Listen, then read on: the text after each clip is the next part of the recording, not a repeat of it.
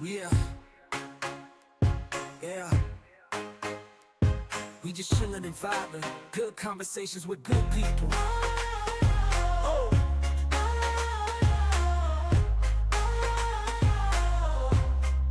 Good conversations with good people. Yeah.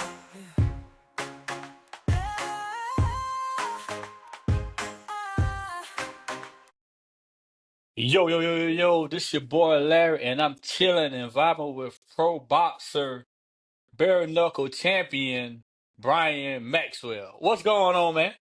Man, what's up, dog, man? Thank you for having me. Hey, I appreciate you for coming to chill and vibe, man. Yes, sir. Hey, that's like one of my biggest things, like chilling and vibing though, for real. Like that's like so perfect, like because that's what I be on. I like to chill and just vibe out, whether it's just like vibing out, listening to a podcast, or just like just chilling, playing video games, or both, dealing with cars and fight stuff and shit like that, man. Like that's the shit. It's a lifestyle, man. For me now. Yeah, for real, for real. So, Brian, where you from, man? I'm from, let's say, the moonshine capital of the world, Franklin County, Virginia. Good old country boy, man. Brian, how did the fighting start? Man, the stories, man. I've been not like fighting like professionally or as an amateur, but man, I've been fighting since I was a kid, man. Fighting my cousins, fighting kids in the apartment complex that I grew up in when I was a kid, and you know when we finally moved into a house when I was uh grew up a little bit more as a kid.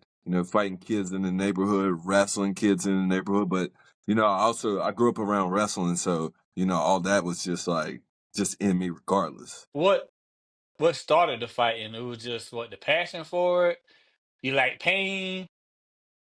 What really started it for me, to be quite honest, is, thinking back to as a kid, fighting people in the neighborhood and stuff like that. And then, you know, I feel like I've always been told that I got a spirit, even when I was a kid, climbing trees and falling out of trees.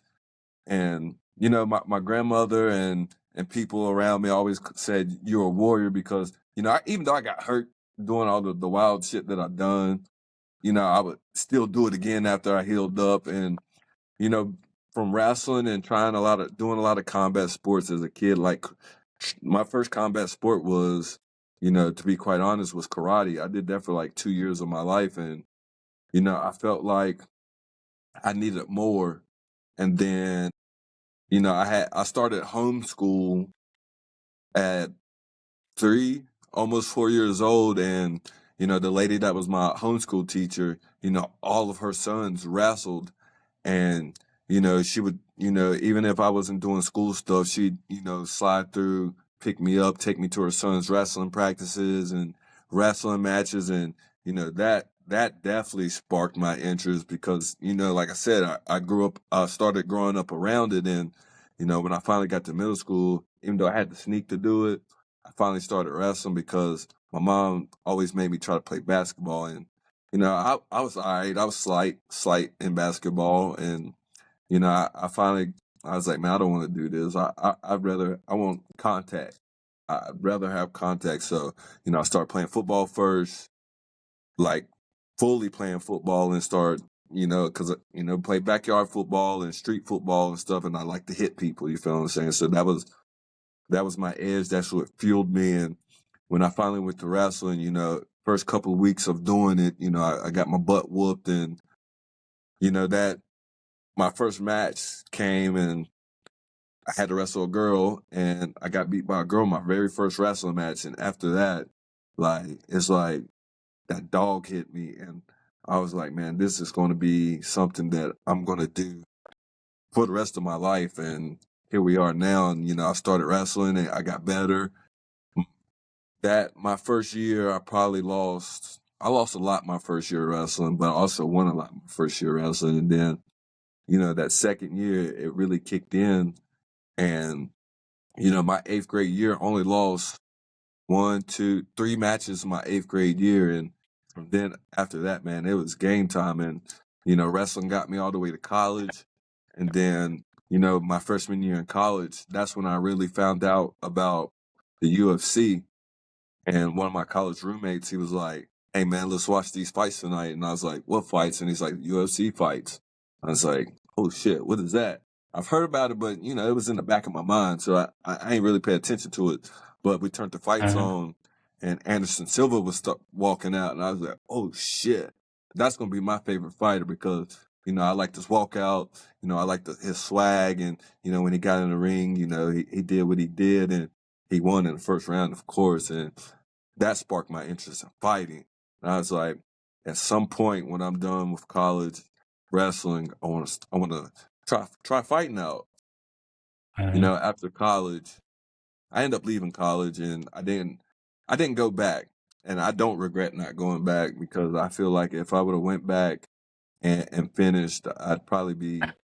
I ain't gonna lie, I'd probably be bored with life. You feel what I'm saying? Because my dream was always to be a professional wrestler, and we we know how that goes. You feel what I'm saying? I wanted to go straight Yeah. to the WWE. Well, it had just changed to the WWE. I wanted to go straight to the WWE, and once I found out, hey, there's nothing else after college really, but a few things. But I got home. I dabbled in life for like 2 years, and I was like, you know what? I wanted to give this fight shit a try. You feel what I'm saying? And I browsing the internet. Seen some fights were coming up. One of the guys that I wrestled with in high school, he turned into a professional fighter at like 16 years old. And um, there was this promotion around called Ruckus in the Cage. So that was very popular in my area for a hot minute. And, like I said, I was browsing the internet. I seen they had some fights coming up, so I signed up. I didn't think that, the promoter or anybody was going to call me back. So I just took a chance. You feel what I'm saying? And literally within an hour, he literally called and offered me a fight. I didn't care who it was or nothing. He said, "I got a 2-0 guy. Do you want to fight?" And I was like, "Hell yeah, man." I was flipping out. And my journey started. I got back into the gym like a couple days later, started going to a Planet Fitness so I can get back in shape because, when I graduated high school, I was only 150 pounds. And over the course of that summer, doing them college workouts, I gained 20 pounds. I was 170 some pounds. But after getting out of college in those 2 years, bullshitting around with life, partying with my friends, and not doing nothing athletically for 2 years, I blew up and I was like 240 pounds. So I had to get into shape and do something with myself. You feel what I'm saying? Hey, you know what's crazy is my grandma always told me, and I was like a buck 20. And my Yeah. grandma said, when you get older, man, my grandma always said, when you get older, you're gonna get that weight. Don't worry. And after I had Yep. my daughter, man, I ain't gonna lie, I don't know where the weight came from. It just came shit. Now I'm a buck 80. I'm like, man, dang. Where does weight come from? But man, life be life sometimes. Man, it's crazy because like I was always small my whole life. I was always the smallest. Like all my friends and all my cousins that I was around and people in school were always bigger than me. But like I was just like I was small. I had big ears, and I mean I've always been athletic my whole life. But I didn't have a chance to really get to play sports until I started playing sports. You feel what I'm saying? And I was always the smallest, even throughout middle school and high school. I was always the smallest. Of course, I lifted, so I was lean, and I always called myself starting in like sixth grade. I called myself a black action figure. You feel what I'm saying? Because you know how action figures are all all cut up and shit, and that's what I always called myself. And like I said, I didn't gain no weight until that summer of graduating high school and then going to college. I got to 170 some pounds, and I was like, "Oh snap! Like I look big out here, but I'm still small." You feel what I'm saying? Compared to my homies. Yeah. But who was your big favorite boxer of all time? My favorite boxer of all time is forever and always going to be Mike Tyson because that was the era I grew up in. You know, being able to turn on the TV when Mike Tyson fought, and boom, he knocking somebody out in the first. If they made it to the second round, they was gonna get knocked out in the second round regardless. But Mike Tyson will forever be my favorite boxer. I know this one time a couple years ago, like he was thinking about like trying bare knuckle, and I had said something, and it kind of went viral that me and him were going to fight bare knuckle, and I was like, "Oh hell no, that's crazy. That is diabolical. I would never." How you feel about that recent fight he had? Man, I feel like he held back a lot because when he lit loose in that first round a couple times, I was like, "Oh, yep, it's going to be a short night." And then it was like, "Oh no," it's like, "Oh no."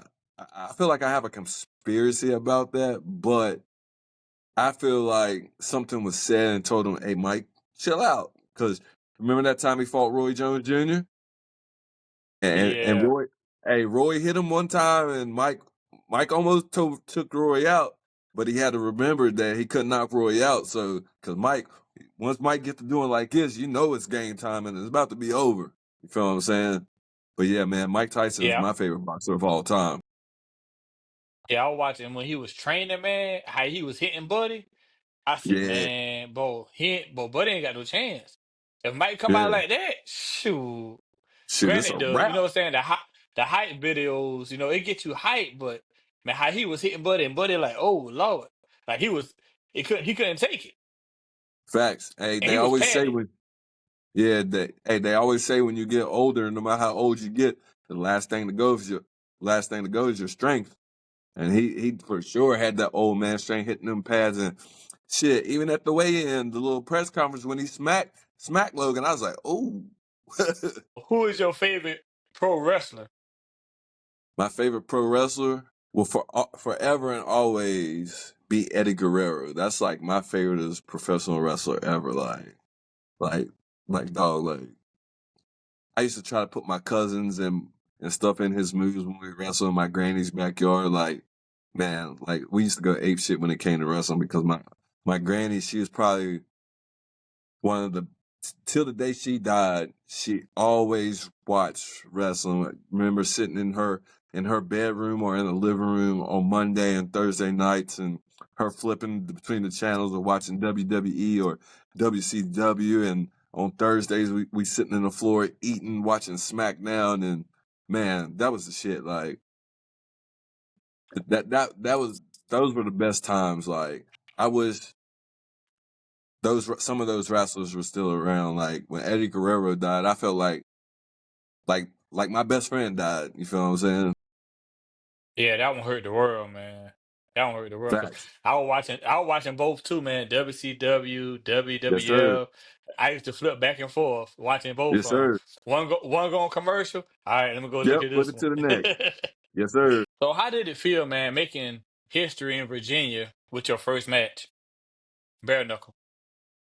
Man, I ain't even gonna hold you. I was pissed about it at first because I'm like, man, this is my stick. Because I was higher up on the fight card, like closer to the feature fight of the night at first. So I'm like, I'm cool. This is game time. And then, days before the fight, like I got put to the very first fight, and I'm like, what? This is crazy. This is my state. Like when I fight in my state, I'm always one of the last fights on the fight card. You feel what I'm saying? You know, I was pissed about it. I'm sitting here talking shit and being angry, punching stuff, throwing stuff, and just mad at the whole world. And then, I came to the realization, I'm the very first fight. There's never ever been a bare knuckle fight in the history of Virginia.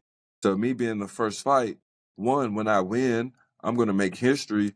Two, I'm the first sanctioned bare knuckle fight ever in this whole state. And three, man, this is forever going to be etched in the history books, period. Of one, me being the first fight, two, winning the very first fight on Virginia soil, and three, man, like no one will ever be able to take that away from me. So, I tightened ship and got happy about it because, you know, I was pissed at first. Like I was hot. Like I was fuming. I almost said fuck it and came back home. You feel what I'm saying? That's how mad I was. What was your thoughts going through your head when you was in that first fight? Was you nervous, excited, scared? How did you feel? Man, all the above.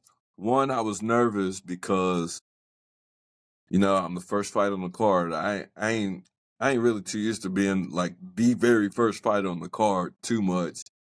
Two, like like it felt like the world was on my shoulders because I hadn't fought at home, well, on Virginia soil in a very, very, very long time.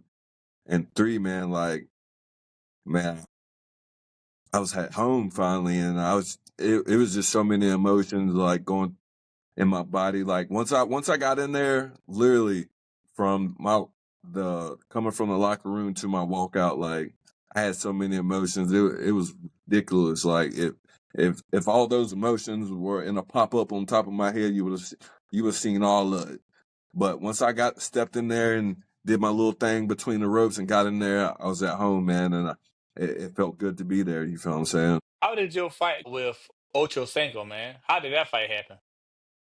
Man, look, to be quite honest, literally a couple months ago, I finally got the info that I've been wondering for the past 3 years on how in the hell I got that fight.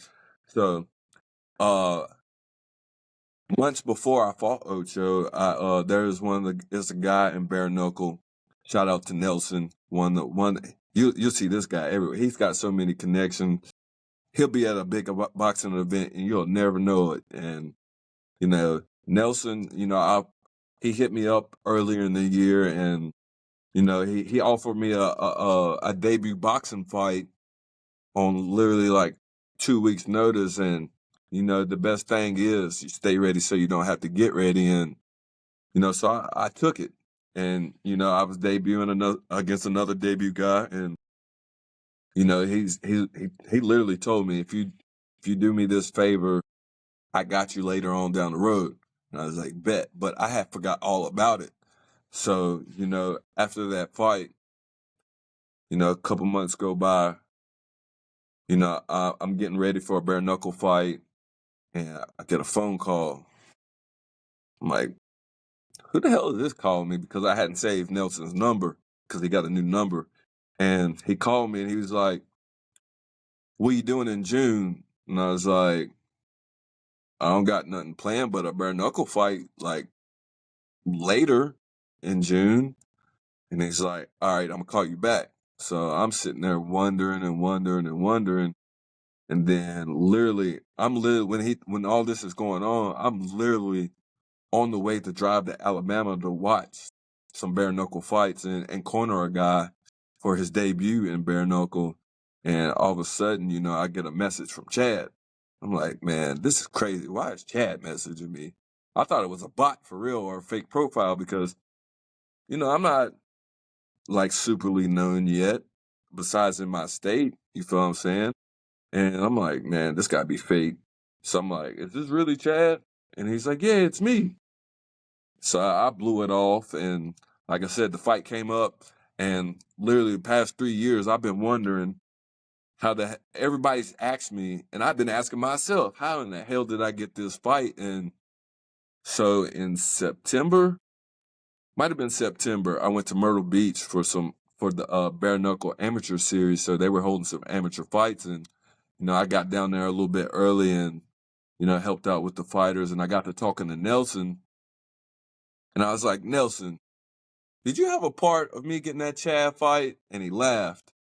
And then we got to talking, and he's like, yeah, I'm the reason why you got that Chad fight. And we talked about some other stuff that actually is probably going to be handled by the end of the year if some stuff don't go the way that I want them to. But, he finally told me that, yeah, I got you that fight because, it was rumors going around saying Jorge Masvidal got you this fight. And I'm like, how the hell does Jorge Masvidal even know who I am? And there was rumors that, they specifically asked for me. And I'm like, there ain't no way in the hell Floyd Mayweather or Leonard Ellerbe know who the hell I am unless they randomly found me or randomly seen a highlight reel of my MMA fights or bare knuckle, the three bare knuckle fights that I had by that time. And I'm like, man, this is wild. But Nelson let me know he was the one who got me to fight, and I'm like, damn, you waited this long to tell me you're the one who got me to fight? Because I've been wondering for this whole time who the hell got me that fight. But I'm grateful I got that fight. I got to fight one of my favorite football player of all time, and like we still cool to this day. Like I literally just talked to him 3 days ago because he when I have fight announcements or get my nightcap gear and stuff that they send me, I always post it. Or if I got some fight news coming up, nightcap or Chad or Uncle, they'll post it on their pages and shit. I'm happy for that relationship. You feel what I'm saying? Yeah, that's dope, man. So like when you found out it was Chad, how do you feel, man? Like, yo, what the world?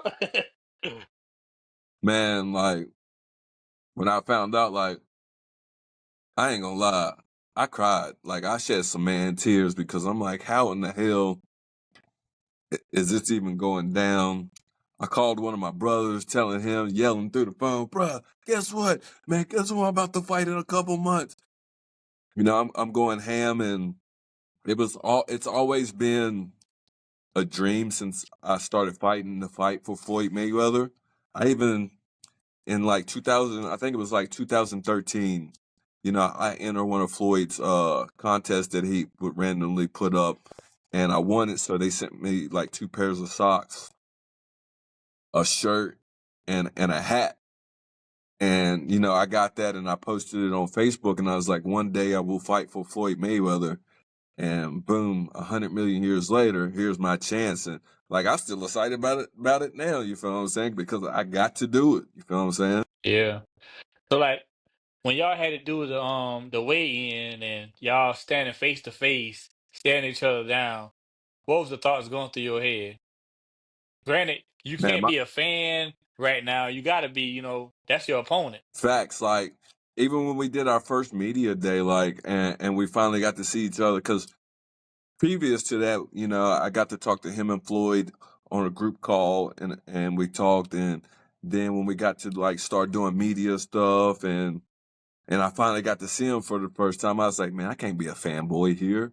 Like this is about to be my opponent. You feel what I'm saying? So I had to set the fanboy to the side. And once we got to weigh-ins, that's when shit got real. I was like, oh shit, I'm really about to fight my favorite football player of all time. So like I was nervous, but the respect and the fanboy was still in me, you feel what I'm saying?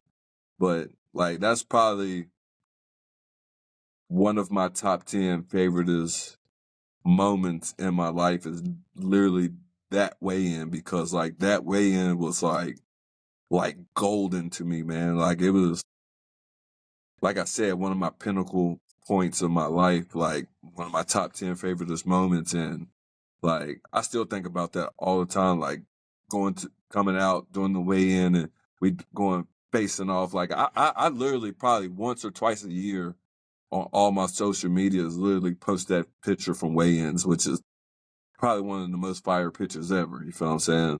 One moment, I know I was watching the clip. And Ocho Cinco, Chad Johnson, he had taunted you. And then after he Yeah. taunted you, you gave him that right and he hit the pavement. What was your thoughts Well, going through your head after he taunted you, man? Like, I know you was like, really? man, look, to be quite honest, I knew it was all fun and games, but when he did that, I knew he was when he did that, I knew he was already tired. And what I had planned to do anyways was make a highlight reel. And what he did and what I landed, that was the game plan the whole time. You feel what I'm saying? When he got tired, wear him out. Like my coach will tell you too, like the game plan anyways, that one, of course, make it a fun fight, exciting fight. Two, go out there and do you. And three, do what we game plan and wait for that moment. And when you see it, go for it. And that's exactly what he did. Like literally, like the moment that happened was like perfect to the T what me and my coach literally had game plan for, not for that specific round, but that movement when he did that, I knew it was game time after that. And for real, when I connected with him, I thought like when as soon as I connected and seen him fall, I thought I knocked him out. To be quite honest, I thought he was dead to rights and he was knocked out. But when he fell and got up, I was like, oh shit, this is. I said to myself, holy shit, this is about to go viral. And yeah, it went viral, I should say. Yeah, it did, man. Because after that happened, man, the internet went crazy. Man, it went crazy. I'm gonna say this: before that fight, I literally had like I think it was 2,400 followers on Instagram, and after that moment, by the time I got to the locker room, my shit was like going through the roof. Like I looked at my phone, I had millions of messages about the fight, and my Instagram had blew up to like 9,000 followers. I was like, oh shit, this is crazy. And I start checking social medias, and that's all I seen was like that moment. And like I'm telling you, once ESPN put it out, like it was getting millions of views for I know a solid month, like millions of views every day for a solid couple months. And shit, every now it's still that clip pops up now till this day. Like it still goes viral at least twice a year. Like it's crazy. Like somebody will tag me on Instagram or on Facebook, or they'll tag me on YouTube or Twitter when it's going viral, and it's done went viral on TikTok numerous times within these past couple years, which is still crazy to me. I'm like, damn, this shit's still going viral, and it's been like 3 years. Like, but I'm loving it. I still get the live off of that. They say people get their 15 minutes of fame, but it's been almost 4 years and this shit's still going. You feel what I'm saying? I saw you met some legends, man. You met T. Woodley, Tank, um, Ryan Garcia, Mayweather. Yes, sir. Like, what advice did they give you? You know, what I'm saying, when you met them? Man, I met them, all of them, like individually, but I got to talk to Floyd first when, like I said, him and Chad was on a group call when I was coming back from training one night. I literally almost wrecked my car that night because I didn't know Floyd. I guess they got. Of course, they had my number, but when he called, I answered it, and he said it was him. And then Chad was in the on the group call too, and I was like, "What the fuck? I'm talking to Floyd Mayweather. What the fuck?" And I had to swerve real quick because I was about to go out the road because I was excited talking to Floyd. And when I got to talk to each individually, I trained at one of the same places as Tyrod Ron did because he was getting ready to fight Jake. So I trained at one of the gyms while I was in Miami to finish my fight camp for Chad. I got to train in the same gym with him. And then, I met Javante down there. I get, cause of course him and Floyd was still cool then. So he was coming to check out Floyd's fight, but I only met him through like passing and, doing the head nod. And he's like, good luck on your fight. And then Ryan Garcia, like, we just happened the resort that I was staying in and shit like that.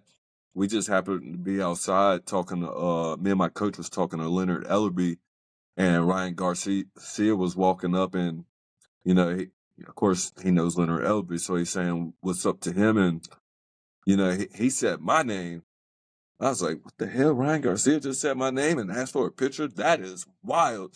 So, I talked to him for a few moments and made that connection. Me and my coach made that connection with him. And man, I got to meet so many people, like so many celebrities, like during that whole week that I would never think that I would ever meet a day in my life. Got to meet Rick Ross. He even mentioned me several times on videos during that week and at the fights. I got to meet Fat Joe. I got to meet Busta Rhymes. Who else I meet? What's her name? She played on it was this chick that I met that asked for a picture. She played on the Bad Girls Club or some shit like that. And man, it was a lot. I met so many people like within a week span that I would never thought I would meet in a lifetime span. You feel what I'm saying? And It's wild. Like till this day, like it's crazy how many celebrities, like way bigger celebrities, that I've got to meet and know. You feel what I'm saying? So it's cool. So Brian, man, who Yes, was your sir. first sponsor? My very first sponsor, solely to myself, was Queen Anne's Revenge Tattoo.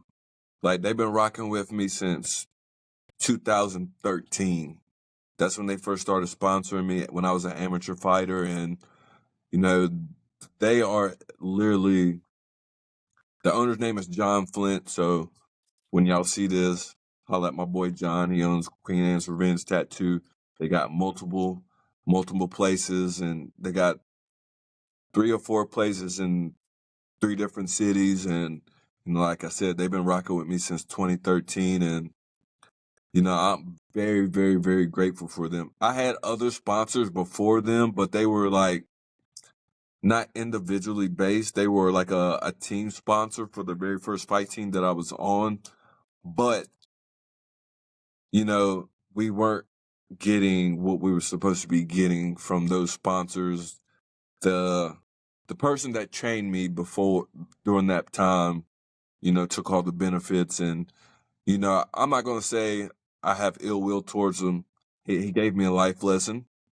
And, you know, other teammates that I had at that point in time hate his fucking guts. But, you know, I'm not going to say I hate his guts. Like I said, you know, he taught me a lesson and he gave me a start when nobody else would, you feel what I'm saying? So I ain't never going to shit on that man because of that shit. All I can take from that is he taught me a lesson on how to basically do shit when it comes to sponsors and, you know, reaching out to people on my own. You feel what I'm saying? So how was it in boxing camp, man? How was your first boxing camp experience? My very my very first boxing camp experience for boxing solely was basically my Chad fight. That was my first full boxing camp experience, and that shit was wild because I had to strictly, technically, I was getting ready for a bare knuckle fight too, because my bare knuckle fight literally happened literally 3 weeks after the Chad fight. But so preparing for both, it was a similar camp for both because it was the same camp, but a longer camp. I was literally in camp for literally, I say, through the whole process, I was literally in camp for 11 weeks.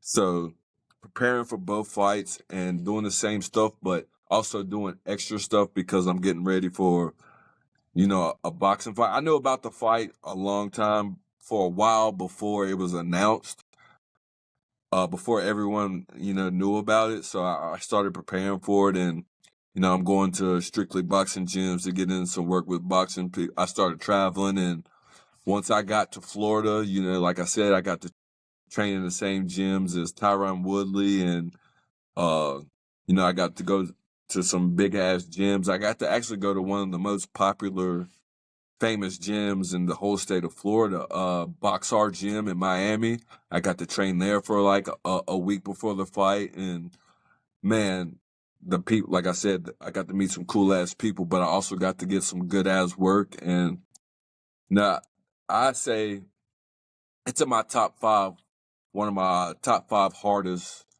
fight camps. And man, it's that fight camp was wild because I had to prepare. Like I said, I was preparing for 2 fights and mentally really preparing for the first one the most, because Chad's, 1, an all-world athlete, and 2, it is a full Floyd Mayweather promotion. So, you know, I got to put in that extra work to show him, hey, even though y'all picked me for a reason, I think y'all picked me for was for Chad to just come out there and knock me out or beat my ass, but it's not going down like that. You feel what I'm saying?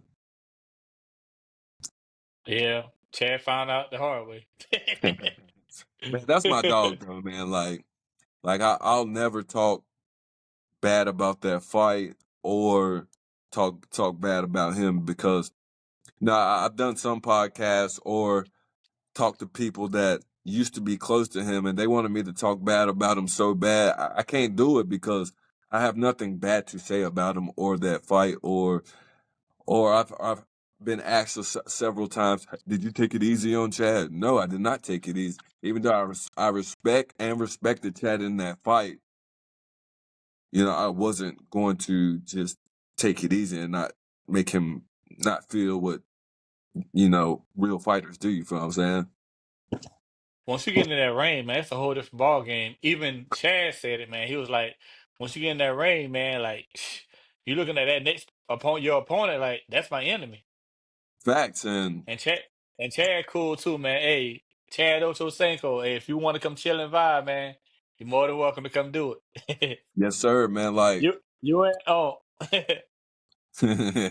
but yeah, man, the whole thing with Chad too, man. If you really know Chad and followed his football career, a lot of people don't know that when he was playing football, he was training with Floyd anyways to stay in shape for football. He did boxing training to stay in shape for football. You feel what I'm saying? Like the footwork of boxing, the conditioning of boxing, and hitting pads and getting work with Floyd. A lot of people didn't know that, but I did, and I do because, like I said, I followed this man's whole career from when it started until now. You feel what I'm saying? So I knew that. So that's why I said that was probably one of my top 5 hardest fight camps, because Chad is an all world athlete and he still can, till this day, probably still play in the NFL or do something crazy. You feel what I'm saying? Like he does. one day, man, we're gonna have to chill and vibe, man. Chad got them cigars, man. We have to, what I'm saying, smoke a cigar. I don't even smoke, but I'm gonna have to smoke a cigar. I'm about to smoke Yes, a sir. cigar with Chad, man. You know what I'm saying? Just chill and vibe on nightcap. Yes, sir, man. Like, and man, big shout out to Nightcap, Unk, and Ocho, man. Like, those are my guys, man. They look out like all this. That's what I got on right now. My nightcap gear. Like, man, those are, they shadowed me out and talked about me on on their podcast numerous times, and it's great, man. Like I said before, man, it's cool as hell to have relationships like that with those kind of people. You feel what I'm saying? And they're real, genuine, good dudes. Yeah, and I could tell, man.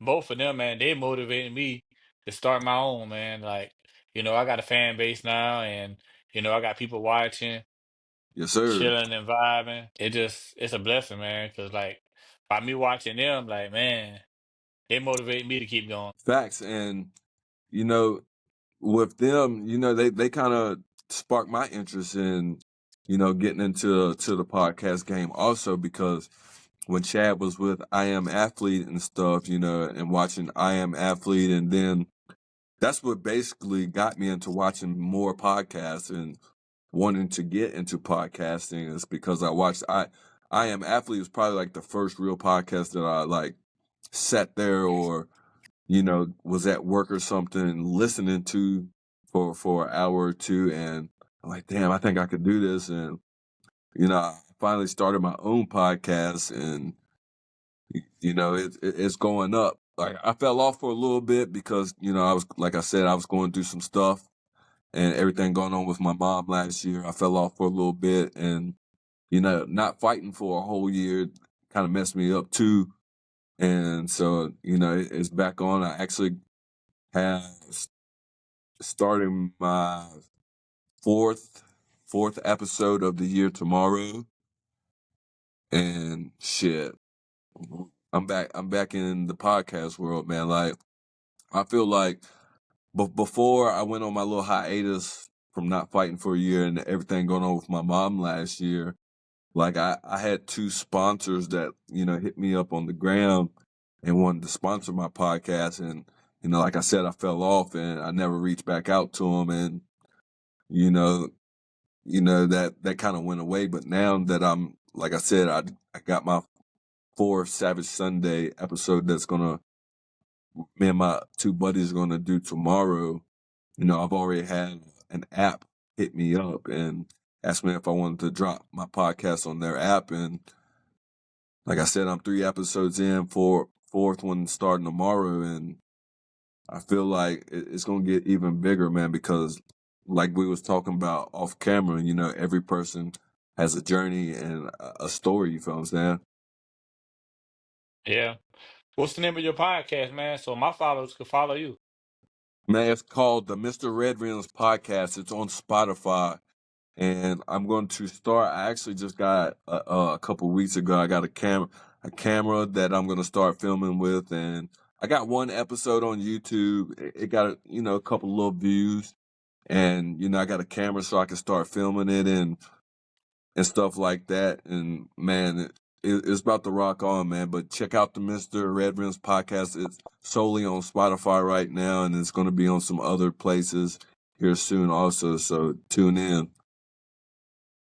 That Tank versus Roach fight. How do you feel about that, man? A lot of people saying they feel Tank lost, man, because he took that knee. Man, in my honest opinion, I'm a big Tank fan.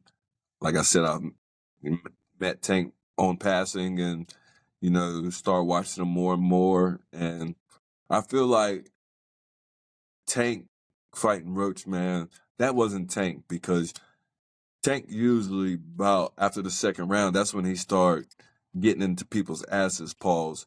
And this didn't look like Tank, man. I felt like Tank didn't have the best fight camp this time. And hey, no, I'm not going to discredit Roach at all, because he showed up and showed out and put on, especially with his mom Duke's there. And, I felt like when Tank took that knee, or whatever they call it, I feel like Tank lost that fight, to be quite honest, just like the rest of the world does. I feel like Tank lost that fight. He said he had some hairspray in his eye. He couldn't see, so he ran to his corner. Is that legal to do that? Like, can you do that when boxing? Um, I've heard of it a few times, like if you're in the corner and you got like, cause they grease your face up and stuff for cut, so you don't get like super badly cut and stuff. And if it's too much on your face, sometimes the ref will stop it and be like, "Hey, y'all need to give me a towel so I can wipe this off the fighter's face." Or if a fighter's got a cut and the stuff is, I guess the grease and stuff is dripping into their eye or something, I guess they can take a timeout to get the stuff off or whatever. But like I said, I've only seen that a few times, or even heard of that a few times. So I don't know when it comes to that, for real, for real. Your next fight coming up, man, versus Diaz, March 22nd. How do you Yes, feel about sir. that fight? Man, I feel great about this fight, man. Like, I fought Diaz before. He was my second bare knuckle fight. And, I took that fight on 4 weeks notice. And, hey, those 4 weeks I got it in. Stay ready so you don't have to get ready. So, I still had a decent 4 weeks of camp preparing for him. And, even though I lost that first time against him, we're in a new sport, dirty boxing. And, this dirty boxing game, I get to bring back some tools and some weapons that I've always had from being an MMA fighter, of using my elbows, using my clinch, like my Muay Thai clinch / wrestling and jiu-jitsu clinch. And I get to bring, if and when I drop him or something, I get to use the standing ground and pound, which this is my world. Like, this is like, man, he's sleeping on me right now. You feel what I'm saying? And of course, I'm going into this fight as the underdog. I don't care about none of that. I've been an underdog my whole fucking life.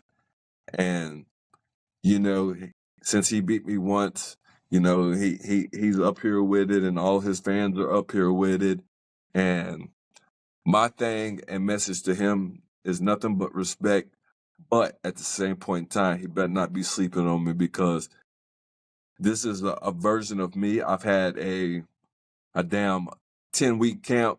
So I've had a full fucking camp to get ready for this fight. And man, this shit is about to get dangerous. And, I'm going in this fight probably more confident in going into a fight than I ever been because the weight's not on my shoulders. I I don't have nothing to prove. This is a win-win situation regardless for me. I get to fight for a new promotion. I finally get to fight for the first time, and the fight day literally will be for a year and a half since I got to fight. I don't have any rust. I've been grinding my ass off, and he think it's going to be an easy fight for him, and I hate to say it, it's not. He's counting me out. His fans are counting me out. Yeah, I'm in his backyard, but hey, the underdog sometimes in other people's backyard is coming to seek and destroy you. Feel what I'm saying? And like I tell you, everybody's sleeping on me, and they just don't know what I'm capable of, man. Like I said, I've been out for like a year and a half from fighting. I've had some matchups, but a lot of people have been backing out on me or turning down the fight because, with my record in bare knuckle, it's a losing record. And, for my past 1, 2, 3 fights since I've progressed and gotten better and shown people, hey, I'm meant for this type of shit.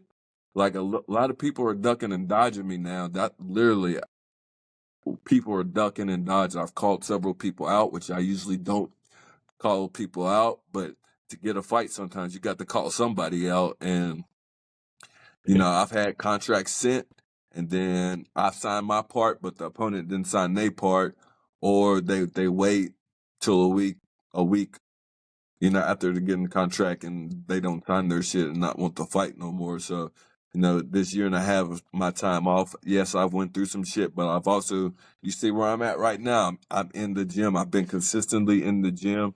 I took a 2-week layoff because, things had gotten worse with my mom before she passed. So, I spent every waking moment with her while I could.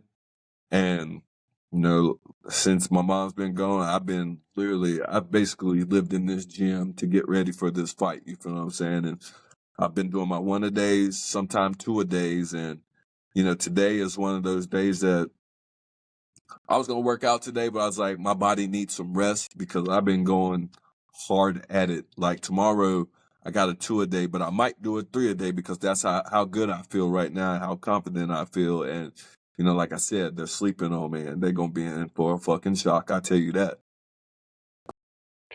What advice would you give a young fighter that just getting into the fighting scene?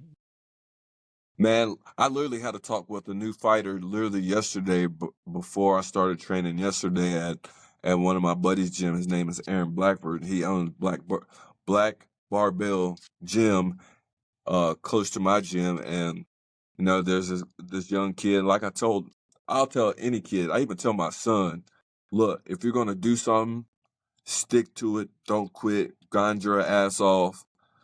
Uh, and stay with it, man. Make sure when you leave that gym or wherever you're training at, you know that you got it in that day. And if you got a goal, reach for it.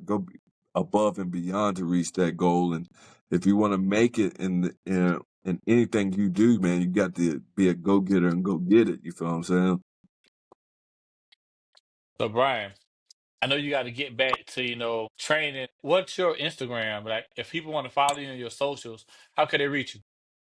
If they want to follow me on IG, it's, of course, my name, Brian Maxwell 12 on IG. You'll see the fight. As soon as you type in my name and last name, you'll see my fighter picture pop up. I really don't be too active on Twitter. I'll post on there like every once in a while, but you can find me at Twitter at the Brian Maxwell Official 1 on Twitter. And of course, I got my fighter page on Facebook is, Brian Maxwell MMA fighter. I'm really not too active on there since I haven't done, MMA in a long time. And, I just, most of the time I post on Instagram the most. So that's where most of my followers are at, are on Instagram. And that's where I be at. You feel what I'm saying? Well, Brian Maxwell, I know you got to get back to the boxing, man. You got to get training. But before we go, let everybody know what we doing, man. Vibing and chilling. Chilling and vibing. Appreciate you, boss.